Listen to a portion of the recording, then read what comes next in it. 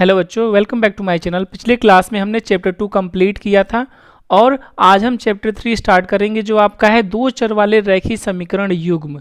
ठीक है, देखिए इसमें जो जो चीज़ें हम पढ़ेंगे पहले उसके बेसिक के बारे में पढ़ेंगे, फिर दो चर वाले रैखिक समीकरण युग्म के हल निकालने के लिए सीखेंगे। तो चलिए स्टार्ट करते हैं। पहले कुछ बेसिक चीज़ें देख लेते हैं, जैसे कि कोई भी बहुपद है या फिर कोई भी चर है, अगर मैं उसे जीरो से इक्वेट कर दूं या किसी संख्या से इक्वेट कर दूं तो वो क्या हो जाता है, वो समीकरण हो जाता है। ठीक है, जैसे कि x plus Y is equal to zero, 2x plus Y is equal to zero. ठीक है, अब देखिए यहाँ पे कुछ एग्जाम्पल दिए हैं, जैसे x plus one is equal to zero, ये एक चर वाला रैखिक समीकरण है। इसमें सिर्फ एक चर है तो इसे बोलेंगे एक चर वाला रैखिक समीकरण। दूसरा एग्जाम्पल देखिए, x plus Y is equal to one, X भी यहाँ पे चर है, y भी चर है, तो ये दो चर वाला रैखिक समीकरण है। ठीक है, अब अगला एग्जाम्पल देखिए, x minus two Y is equal to Z, यहाँ पे देखिए एक चर, दो चर, तीन चर, तो ये आपका हो जाएगा तीन चर वाले रैखिक समीकरण। देखिए अब हम देखेंगे दो चर वाले रैखिक समीकरण का युग्म। युग्म का मतलब जोड़ा, दो चर वाले दो समीकरण दिए होंगे। ठीक है, इनको जब एक साथ हम ले लेंगे तो ये क्या कहलाएगा, दो चर वाले रैखिक समीकरण युग्म कहलाएंगे। यहाँ पे एक समीकरण नहीं, दो दो समीकरण साथ में लेंगे। युग्म का मतलब जोड़ा होता है, दो दो समीकरण साथ में लेंगे। ठीक है, चलिए अब आगे देखते हैं। देखिए अब हम रैखिक समीकरण के हल के बारे में देखेंगे, यानी कि सॉल्यूशन क्या होता है किसी लीनियर इक्वेशन का, यानी कि हल क्या होता है। देखिए पहला एग्जाम्पल है x plus one is equal to zero, ये एक चर वाला रैखिक समीकरण है। इसके हल का मतलब क्या आप समझते हैं, पहले इसके बारे में डिस्कस करते हैं। देखिए कोई भी रैखिक समीकरण है, जैसे ये है एक चर वाला रैखिक समीकरण x plus one is equal to zero, इसका हल का मतलब ये होता है कि राइट साइड जीरो है तो यहाँ पे x का कौन सा मान रखा जाए कि लेफ्ट साइड भी जीरो हो जाए। तो अगर x का मान मैं माइनस वन रखूँ तो दोनों साइड जीरो हो जाएंगे, यानी कि x इज इक्वल टू जो माइनस वन होगा ये इसका एक हल होगा, यानी कि रखने पर दोनों साइड इक्वल हो जा रहे हैं, तो x equal to minus one इसका एक हल होगा। अब देखिए सेकेंड है दो चर वाले रैखिक समीकरण का हल के बारे में देखते हैं। देखिए यहाँ पे x plus Y is equal to one दिया है, इसके हल से आप क्या समझते हैं। देखिए यहाँ पे सिर्फ आपको x रखना था कि दोनों साइड बराबर हो जाए, यहाँ पे दो रखने पड़ेंगे, दो नंबर्स x और y ऐसे क्या रखें कि इधर वन है तो इधर भी वन हो जाए। अगर x का मान मैं 1/2 ले लूँ, y का मान भी 1/2 ले लूँ तो आपका 1 हो जाएगा। अगर x का मान मैं आपका 3/4 ले लूँ और y का मान 1/4 ले लूँ तो भी ये आपका 1 हो जाएगा। ठीक है, आप चेक कर सकते हैं। तो देखिए हमें कितने सॉल्यूशन मिल रहे हैं। यहाँ से देखिए पहला सॉल्यूशन आपका हो जाएगा 1/2 कॉमा 1/2, यानी कि x का मान आपका अगर 1/2 लेते हैं, y का मान आप 1/2 लेते हैं तो आपका एक सॉल्यूशन हो जाएगा। दूसरा सॉल्यूशन 1/4 कॉमा 3/4, ये आपका एक सॉल्यूशन हो गया। तीसरा 2/3 कॉमा 1/3, ये भी आपका एक सॉल्यूशन हो गया। आप रख करके यहाँ पे वेरीफाई कर सकते हैं कि ये इनके सॉल्यूशन हो रहे हैं।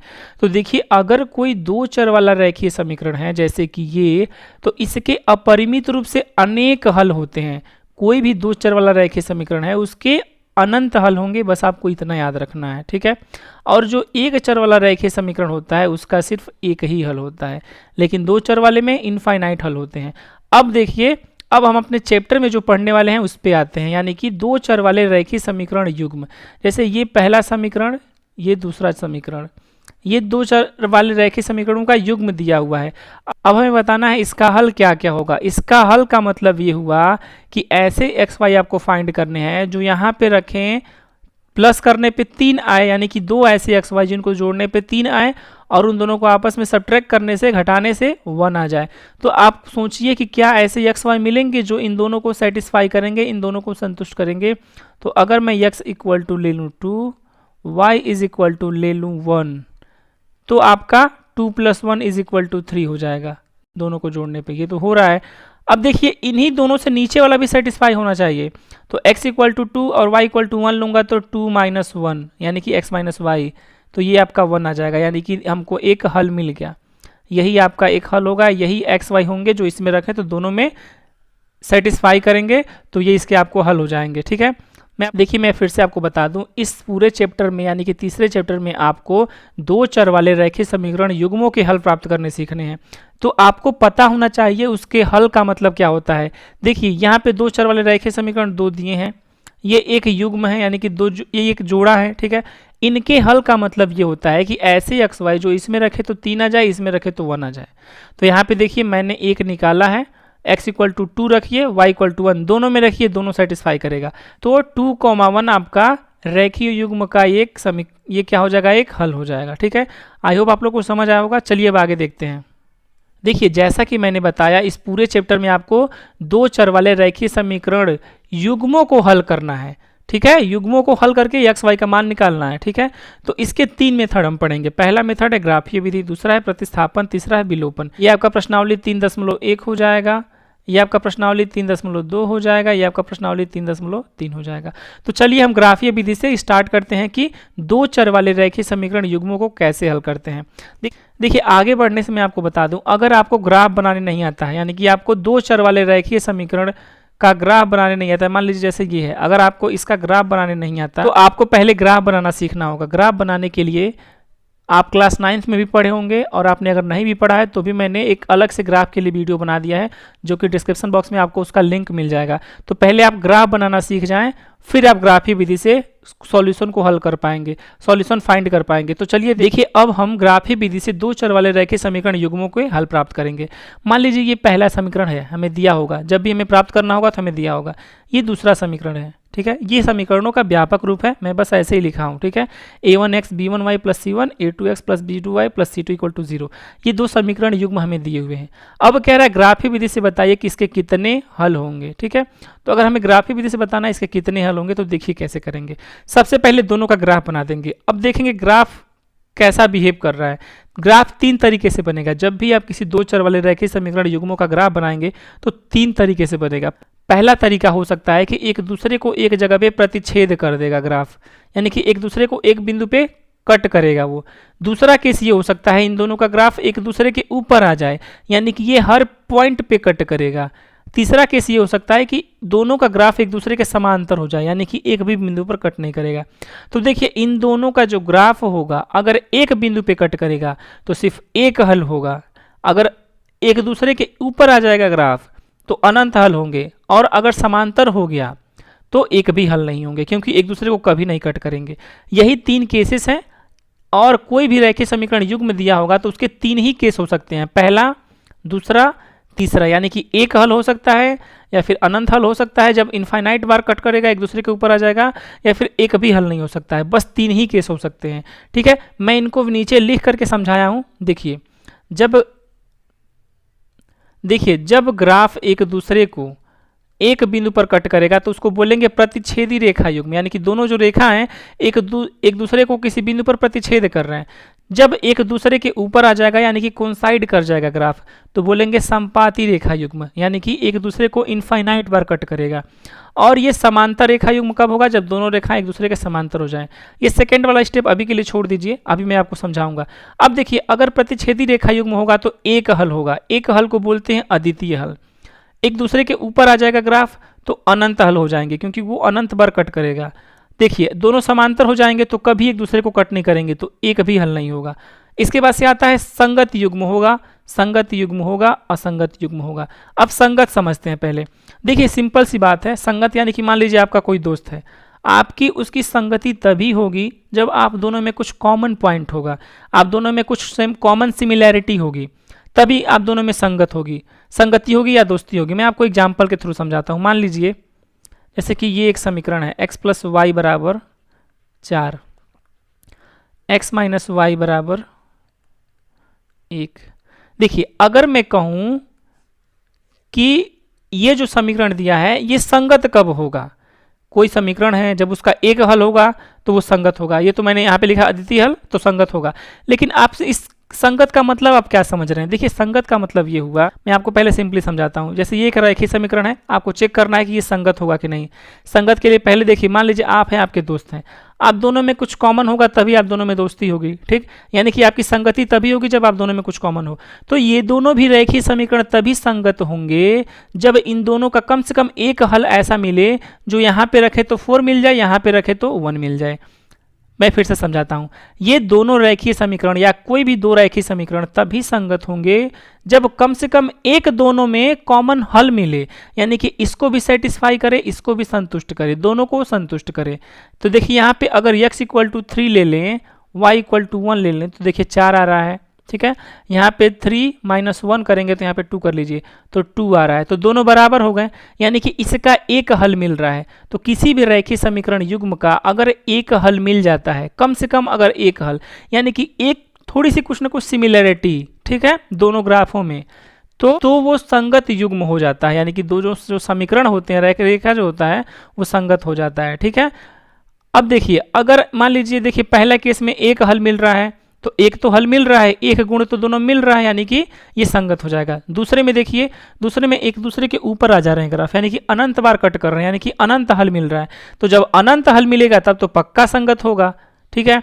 अब देखिए समांतर रेखा युग्म में क्या होगा कि एक भी बार कट नहीं करेंगे, एक भी हल नहीं मिलेगा। तो जब आपके और आपके दोस्त में कुछ भी सिमिलरिटी नहीं मिलेगी, या फिर किसी लड़के में, तो आप दोनों की दोस्ती ही नहीं होगी, यानी कि असंगत रहेंगे, असंगत युग्म हो जाएंगे, ठीक है। सो आई होप आप लोग को समझ आया होगा। मैं फिर से एक बार समझा देता हूं।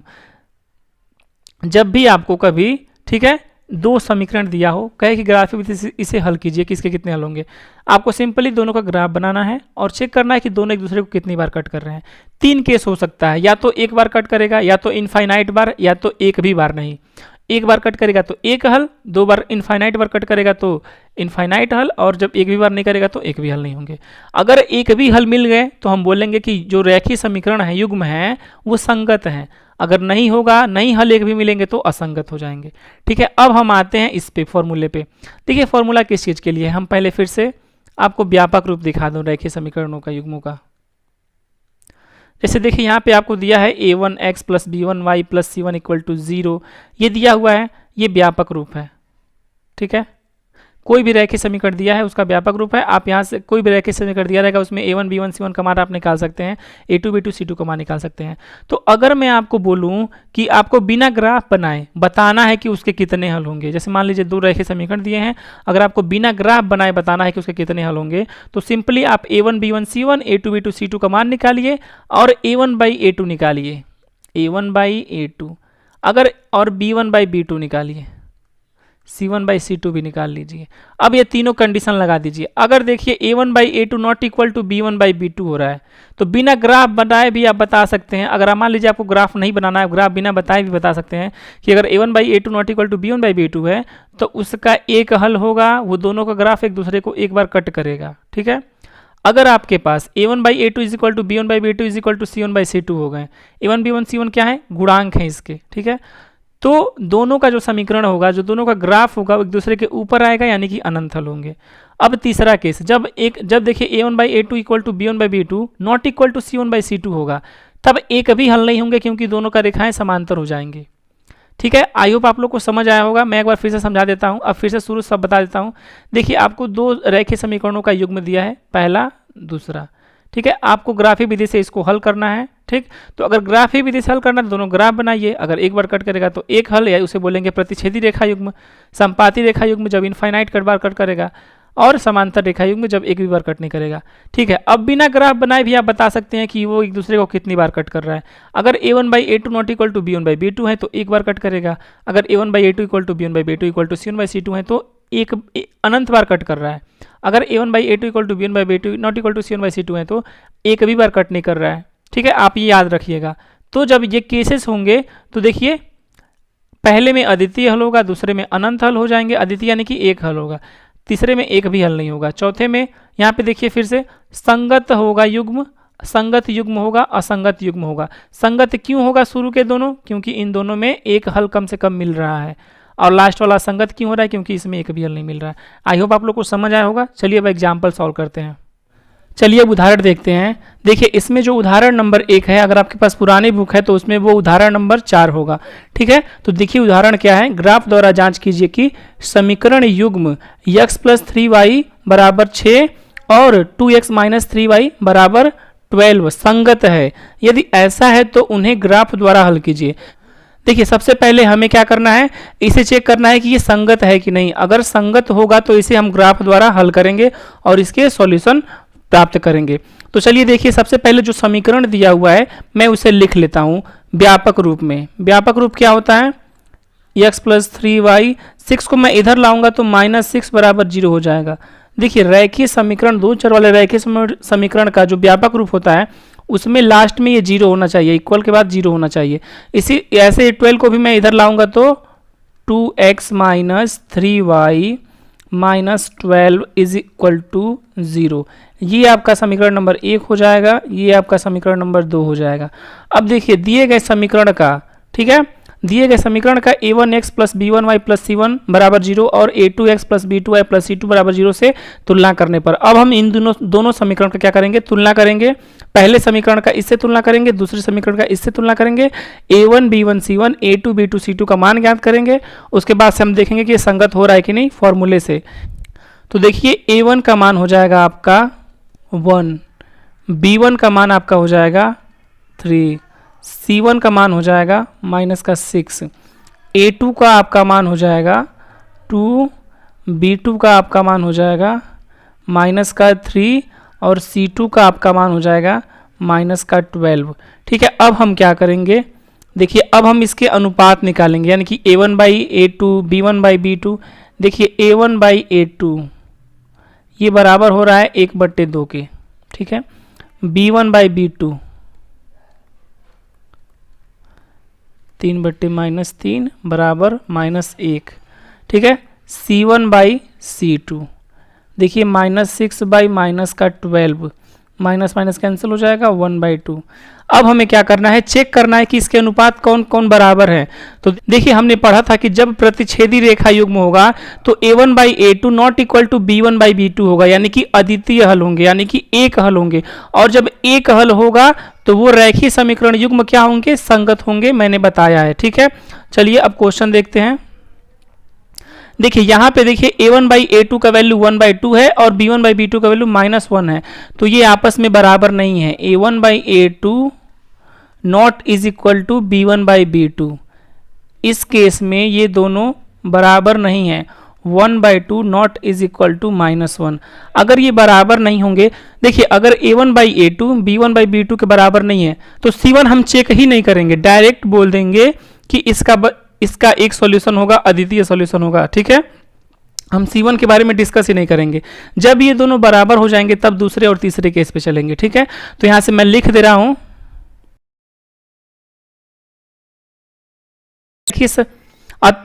देखिए मैंने लिखा, अतः दिए गए रैखिक समीकरण युग्म का एक हल होगा। जब A1/A2 not equal to B1/B2 होता है तो यूनिक हल होता है, अद्वितीय हल होता है, यानी कि एक हल होगा और रैखिक समीकरण का युग्म जो होगा वो संगत हो जाएगा। ठीक है, क्वेश्चन में दिया था कि अगर संगत होगा तो आपको क्या करना है? उसको ग्राफ द्वारा हल करना है। तो अब देखिए हम इन दोनों को ग्राफ द्वारा हल करेंगे। देखिए कैसे करेंगे? पहले दोनों का ग्राफ बनाएंगे। दोनों का ग्राफ बनाने के लिए यहाँ पे मैं सबसे पहले मैं दोनों समीकरण लिख दे रहा हूँ। आपका समीकरण है, पहला समीकरण है x प्लस 3y बराबर 6, ये आपका पहला समीकरण था। और दूसरा समीकरण आपका है 2x माइनस 3y बराबर 12। ठीक है, ये पहला समीकरण, ये दूसरा समीकरण। अब मैं क्या करूँगा? इन दोनों का ग्राफ बनाऊँगा। ठीक है, ग्राफ के लिए मैं क्या करूँगा? मैं सबसे पहले समीकरण 1 के 2 हल निकालूंगा। देखिए अगर आपको ग्राफ बनाने नहीं आता है तो ग्राफ बनाने के लिए मैंने एक अलग से वीडियो बनाया है कि ग्राफ कैसे बनाते हैं, ग्राफ का ज्योमेट्रिक मीनिंग क्या होता है। मैं इसका मतलब कि ग्राफ से आप समझते क्या हैं, ग्राफ क्यों बनाते हैं किसी रैखिक समीकरण का, तो उसके लिए मैंने एक अलग से वीडियो बनाया है। उस वीडियो का लिंक आपको डिस्क्रिप्शन बॉक्स में मिल जाएगा, तो आप वीडियो देख सकते हैं। अगर आपको ग्राफ बनाने नहीं आता है तो आप ग्राफ बनाना सीख जाएंगे। समीकरण 1 से देखिए मैं लिख सकता हूँ y बराबर 6 माइनस x/3। ठीक है, यहां से देखिए मैं एक बॉक्स बनाऊंगा।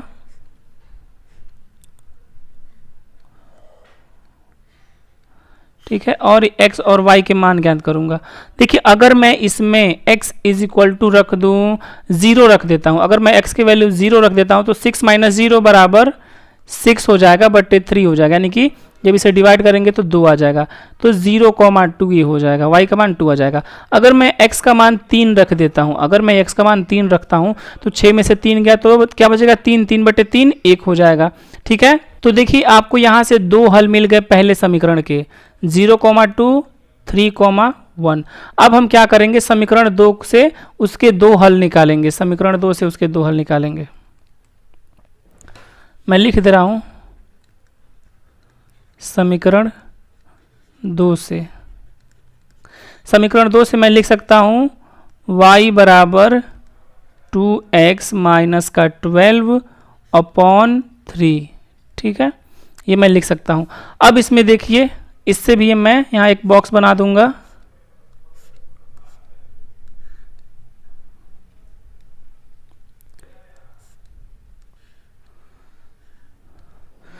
अब देखिए यहाँ पे अगर मैं x का मान 0 रखता हूँ, देखिए ये x हो जाएगा, ये y हो जाएगा। अगर मैं x का मान 0 रखता हूँ तो -12/3 हो जाएगा, यानी कि -4। ठीक है, अगर मैं x का मान 3 रखता हूँ तो यहाँ पे 6 - 12 यानी कि -6/3, यानी कि आपका -2 आ जाएगा। ठीक है, तो यहाँ से आपको 2 हल मिल गए, 0, -4, और एक हल आपको मिला 3, -2। यहाँ से आपको 2 हल मिल गए। अब इनको हम प्लॉट करेंगे। ठीक है, तो देखिए 0,2 आपका यहाँ पे होगा। देखिए सबसे पहले है 0,2। पहले देखिए, पहले समीकरण का ग्राफ बनाने के लिए इनके दोनों हलों को मैं क्या करूँगा, प्लॉट कर लूँगा। तो 0,2 आपका यहाँ पे होगा। ठीक है, और 3,1 आपका यहाँ पे होगा। ठीक, तो इन दोनों को मिलाऊंगा अगर, तो जो लाइन बनेगा वही पहले समीकरण का ग्राफ होगा। मैंने डिटेल में बताया है, अगर आपको ग्राफ बनाने नहीं आता तो आप उस वीडियो को देख लें। ठीक है, और दूसरा पॉइंट है 0,-4, ये वाला 0,-4, ये एक पॉइंट हो गया, और 3,-2 यहाँ पे कहीं। ठीक है, ये हो गया। अब इन दोनों को मिलाएंगे। देखिए रेड वाले को रेड वाले से मिला देंगे और ये स्काई वाले को स्काई वाले से। चलिए मैं ग्राफ अब मिला देता हूँ।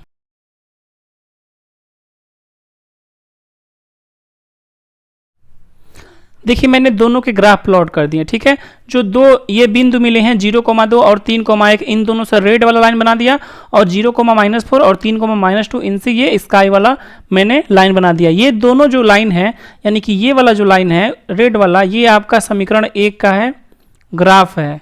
ठीक है, समीकरण 1 का ग्राफ है, और ये जो दूसरा है ये आपका समीकरण 2 का ग्राफ है, क्योंकि समीकरण 1 और 2 के हल के द्वारा मैंने इन्हें बनाया है। ठीक है, ये आपका समीकरण 2 का हो गया। अब देखिए इनका हल कैसे हम देखते हैं, जब दोनों ग्राफ एक दूसरे को जिस बिंदु पे कट करते हैं वही इनका हल होता है, यानी कि दोनों इस बिंदु पर एक दूसरे को प्रतिच्छेद कर रहे हैं, कट कर रहे हैं। तो इस समीकरण, इस जो दोनों समीकरण जो दिया है, इनका जो हल होगा वो यही बिंदु होगा, यानी कि ये कौन सा बिंदु है, 6,0, यही इसका आंसर हो जाएगा। ठीक है, देखिए एक ही हल होगा क्योंकि ये दोनों एक ही बार कट कर रहे हैं। ठीक है, तो यहाँ से x बराबर आपका हो जाएगा 6, y बराबर 0, दिए गए रैखिक समीकरण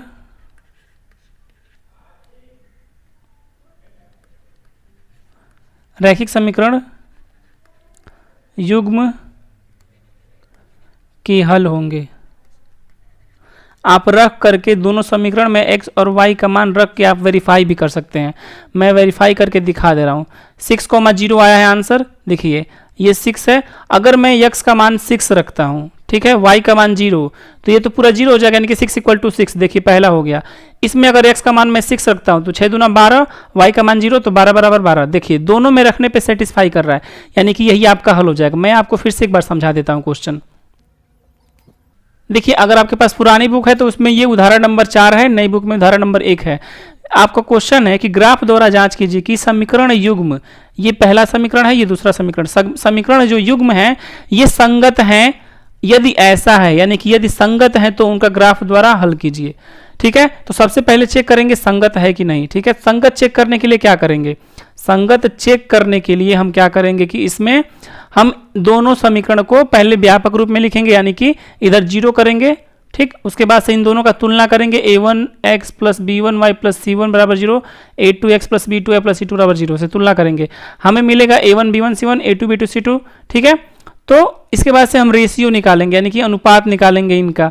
जब अनुपात निकालेंगे तो हम सबसे पहला क्या चेक करेंगे कि a1 by a2 b1 by b2 के बराबर हो रहा है कि नहीं। अगर a1 by a2 b1 by b2 के बराबर नहीं होता है तो सिंपली c1 से हमें कोई मतलब नहीं है, आगे हम बढ़ेंगे ही नहीं, यहीं पे रुक जाएंगे और बोल देंगे कि ये जो अब जो दिया गया रैखिक समीकरण युग्म है इसका एक अद्वितीय हल होगा। ठीक है, और रैखिक समीकरण युग्म संगत होगा। संगत कब होगा? जब उसका कम से कम एक हल हो। तो यहाँ पे एक हल तो मिल रहा है। ठीक है, अब देखिए ये संगत हो गया, तो अब हमें क्या करना है, इसको ग्राफ द्वारा सॉल्व करना है। तो चलिए अब देखिए इसको ग्राफ द्वारा सॉल्व करना है। तो सबसे पहले दोनों समीकरण का मैंने ग्राफ बना दिया। ठीक है, अगर आपको ग्राफ बनाना नहीं आता है तो आप ग्राफ बनाना सीख सकते हैं, मैंने उसके लिए एक अलग से वीडियो बनाया हुआ है। ठीक है, तो देखिए ग्राफ बनाने के लिए क्या करते हैं, कोई भी दो पॉइंट निकालेंगे समीकरण 1 से, उन दोनों को प्लॉट करेंगे, लाइन बना देंगे। ऐसे ही समीकरण 2 से भी कर देंगे। दोनों ग्राफ एक दूसरे को जिस बिंदु पर प्रतिच्छेद करेंगे वही उस दोनों समीकरण का हल होता है। ठीक है, तो देखिए एक बार प्रतिच्छेद कर रहे हैं तो सिर्फ एक ही हल होगा इसका। ठीक, तो आपका आंसर हो जाएगा 6,0। आई होप आप लोग को समझ आया होगा। चलिए अगला क्वेश्चन देखते हैं। अब देखिए अगला एग्जाम्पल है, ग्राफ द्वारा ज्ञात कीजिए कि निम्न समीकरण युग्म का हल नहीं है, अद्वितीय हल है अथवा अपरिमित रूप से अनेक हल हैं। यानी कि आपको दो समीकरण दिए हुए हैं, इसमें आपको जांच करना है कि जो समीकरण दिए हुए हैं इसके कितने हल होंगे। एक भी नहीं होंगे कि एक होगा कि अनेक होगा। ठीक है, तो देखिए जो समीकरण दिया है इसको मैं पहला समीकरण मान लेता हूं। ठीक है, और जो सेकंड वाला समीकरण है इसको मैं दूसरा मान लेता हूं। लेकिन यहाँ पे देखिए ये p बाई क्यू के फॉर्म में संख्या है, जो गुणांक है y का, ये 24/5 है, ये 3/5 है। तो पहले हम इसे फ्रैक्शन से बदल देंगे। देखिए अब हम क्या करेंगे, एलसीएम लेंगे। एलसीएम लेंगे तो नीचे 5 हो जाएगा। ठीक है, यहाँ पे आपका 15x हो जाएगा माइनस 24y प्लस यहाँ पे 3 ही हो जाएगा। ठीक है, बराबर 0। अब 5 का अगर मैं क्रॉस मल्टीप्लाई कर दूंगा तो 5 0 में चला जाएगा, तो यहाँ से बच जाएगा 15x माइनस 24y प्लस का 3 बराबर 0 गुणे 5 बराबर 0। ठीक है, अब देखिए इन तीनों में 5, अब देखिए इन तीनों में 3 कॉमन दिख रहा है, तो 3 मैं कॉमन कर लेता हूं। तो ये आपका हो जाएगा 5x माइनस 8 तरीके 24, तो 8y प्लस का 1 बराबर 0। ठीक, अब इस 3 को भी मैं इसके नीचे यानी कि नीचे भेज सकता हूं, या दोनों साइड अगर 3 से मैं डिवाइड कर दूंगा तो देखिए वो 0 में चला जाएगा, तो आपका हो जाएगा 5x 8y प्लस 1 बराबर 0/3 बराबर 0। ठीक है, आई होप आप लोग को यहाँ तक समझ आया होगा। अब देखिए इसे हम समीकरण नंबर 2 मानेंगे। एक चीज आप नोटिस कीजिए कि समीकरण 1 और समीकरण 2 दोनों सेम हो गए। समीकरण 1 और समीकरण 2 जो हैं दोनों सेम हो गए। तो जब मैं इनका ग्राफ बनाऊंगा तो दोनों का ग्राफ एक दूसरे के ऊपर आएगा, और जब ग्राफ एक दूसरे के ऊपर आएगा तो दोनों ग्राफ एक दूसरे को इनफाइनाइट अनंत बार एक दूसरे को कट करेंगे, तो इसके अपरिमित रूप से अनेक हल हो जाएंगे। चलिए मैं अब देखिए इनका ग्राफ बना के आपको समझा दिखा देता हूं। देखिए आपका 5x, देखिए समीकरण है 5x माइनस 8y प्लस 1 बराबर 0। ये आपका समीकरण नंबर 1 था, और समीकरण नंबर 2 को भी हल करने पर यही आ रहा है, तो दोनों का ग्राफ बनाने की जरूरत नहीं है, एक ही किसी का ग्राफ बनाएंगे। ठीक है, और लिख देंगे कि ये दोनों का ग्राफ है। ठीक है, या फिर बोल देंगे कि दोनों का ग्राफ एक कोइंसाइड कर जाएगा क्योंकि दोनों सेम समीकरण हो गए। तो मैं एक का ग्राफ बनाता हूँ यहाँ से। देखिए यहाँ से मैं लिख सकता हूँ y बराबर 5x प्लस 1/8, ये मैं लिख सकता हूं। ठीक है, यहां से y का मान निकाल दिया। अब मैं बॉक्स बनाऊंगा।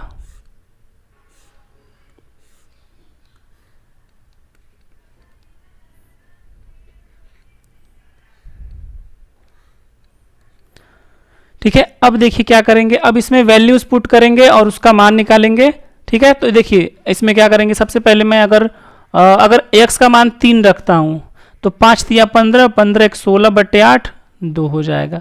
ठीक है, देखिए अगर आप x का मान 3 रखते हैं तो 5 तिया 15 प्लस 1/8 आपका 2 आएगा, यानी कि 16/8 यानी कि 2 आएगा आपका। ठीक है, तो आपका जब x रखेंगे तो 2 आ गया, तो आपका जब x की वैल्यू 3 रखेंगे तो y का वैल्यू 2 आ जाएगा। अगर मैं x का मान 0 रख दूं तो y का वैल्यू 1/8 आ जाएगा। 1/8 यानी कि आपका करीब ये होगा 0.12, इसी के आसपास होगा। तो इसको लगभग 0.1 में मान के चल रहा हूँ, ठीक है ना। 0.1, 1/8 का मान आपका एक हल हो गया 3,2 और एक हल हो गया 0,1/8, ठीक है। अब इनको मैं क्या करूँगा, प्लॉट कर दूंगा, ठीक।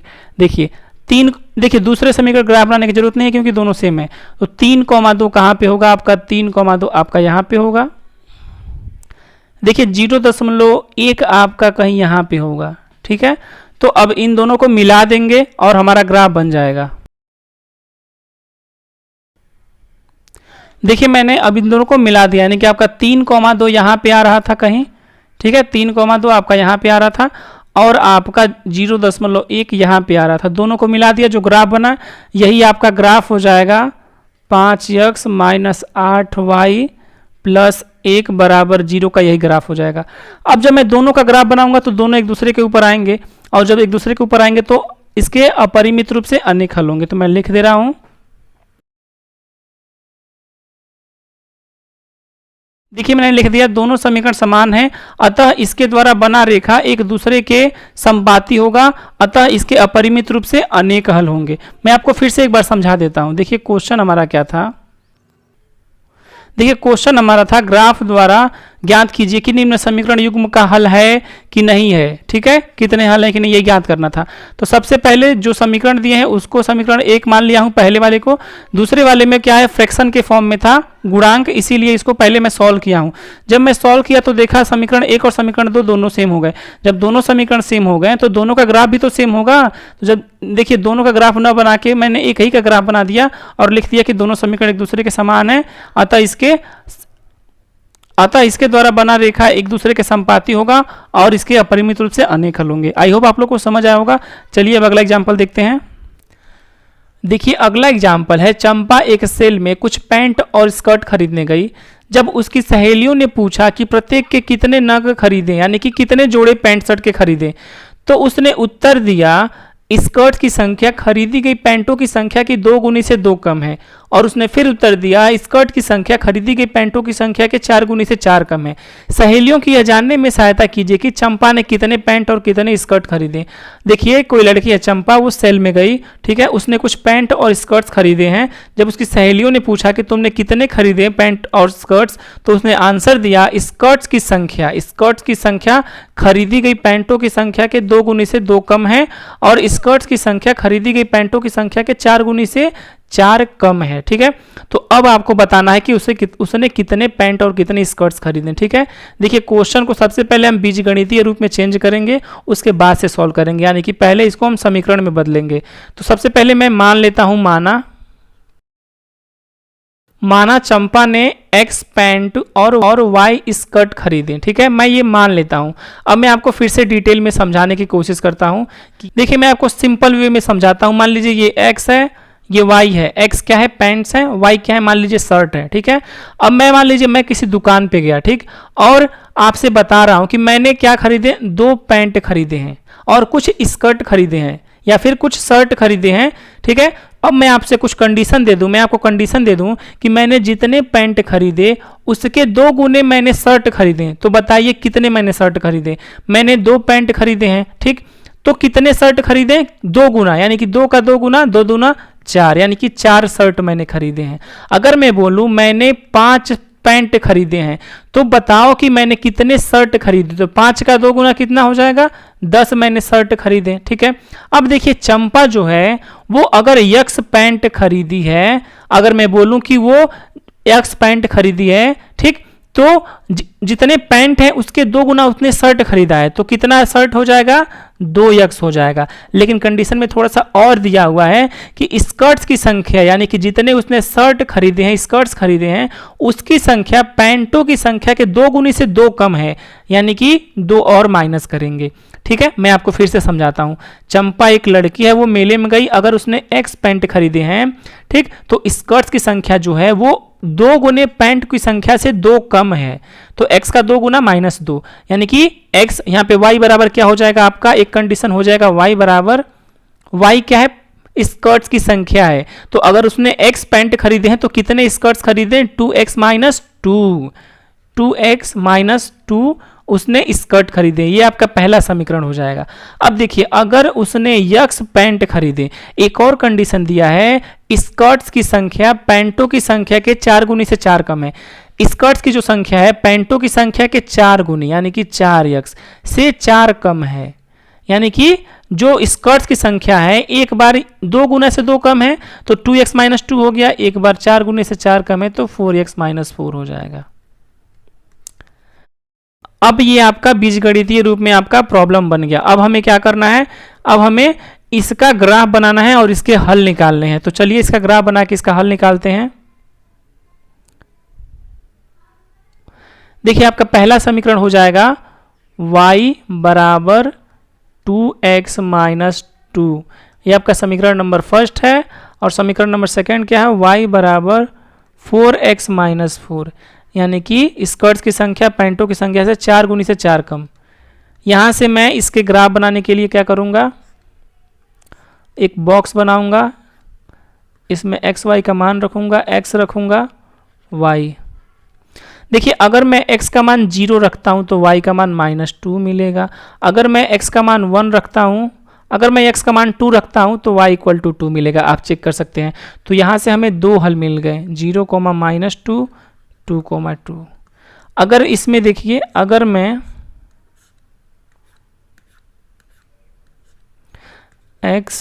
अगर मैं x का मान 0 रखूं तो y का मान माइनस 4 मिलेगा। अगर मैं x का मान 2 रखूं तो y का मान हमें 4 मिलेगा।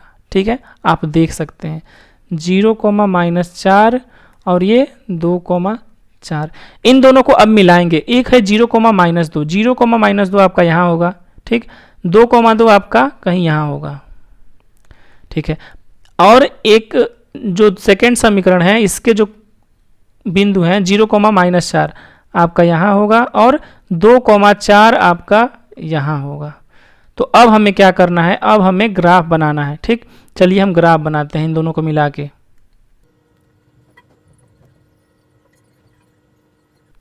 देखिए समीकरण 1 और 2 का मैंने ग्राफ बनाया तो ये दोनों 1 पर मिल रहे हैं। ठीक है, ये आपके इस पे मिल रहे हैं, यानी कि ये बिंदु कौन सा है? 1, 0 पर दोनों मिल रहे हैं। ठीक है, तो यही आपका हल हो जाएगा। ये जो ब्लू वाला दिख रहा है ये आपका ग्राफ है, आपका ग्राफ है y बराबर 2x माइनस 2 का, और ये जो ब्लैक वाला दिख रहा है ये आपका ग्राफ है y बराबर 4x माइनस 4 का। ठीक है, तो देखिए यहाँ से आपको हल मिल गया। दोनों एक दूसरे को 1, 0 पर प्रतिच्छेद कर रहे हैं। तो x 1, 0 का मतलब ये हुआ x बराबर 1 और y बराबर 0, यानी कि पैंट उसने कितने खरीदे? 1 और स्कर्ट कितने खरीदे? 0। तो यहाँ से मैं लिख दे रहा हूँ, यहाँ से मैंने लिख दिया पैंटों की संख्या 1 होगी और स्कर्ट्स की संख्या 0 होगी, क्योंकि x को मैंने पैंट माना था और y को स्कर्ट माना था। आई होप आप लोग को समझ आया होगा। ठीक है, अगर आपको कोई डाउट है तो आप कमेंट बॉक्स में पूछ सकते हैं। ठीक, सो अब अगले वीडियो में मिलेंगे। Thanks for watching this video.